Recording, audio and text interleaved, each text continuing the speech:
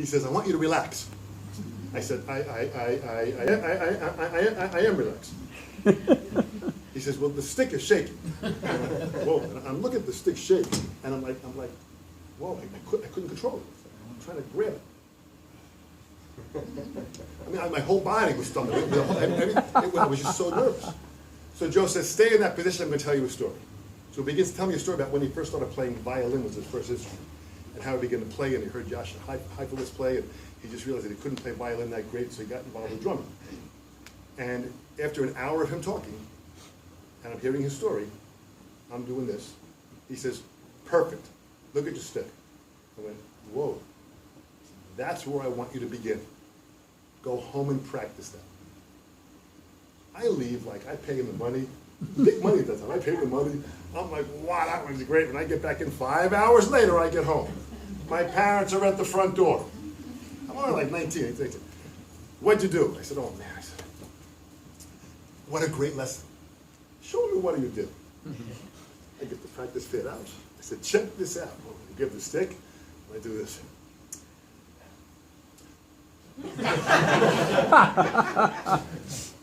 My mother says, hit the drum. I said, no, that's the next lesson. We can get there yet. So at this point, they look at me like, what are you doing? Amazing. So that concept of this free stroke, once I had that level of relaxation, the concept that most drummers were doing, they would squeeze real hard, they would throw the stick down and pull it up. And as Steve brilliantly said before, if I try to pull it up, I will pull it up with more energy and slower than the stick wants to come back on its own.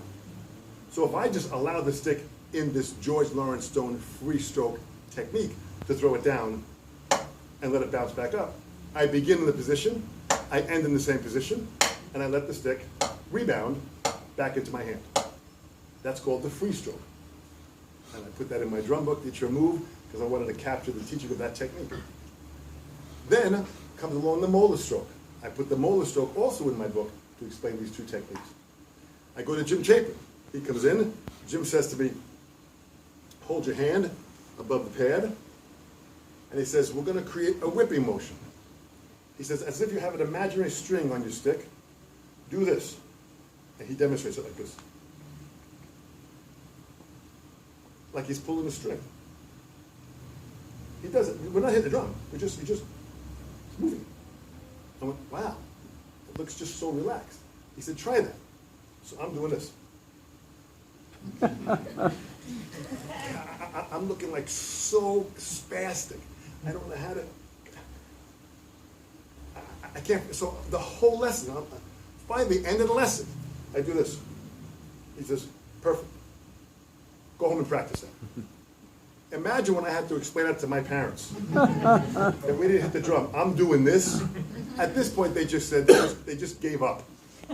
Whatever you're doing, you're on your own. We don't know what the hell you're doing. Go do it.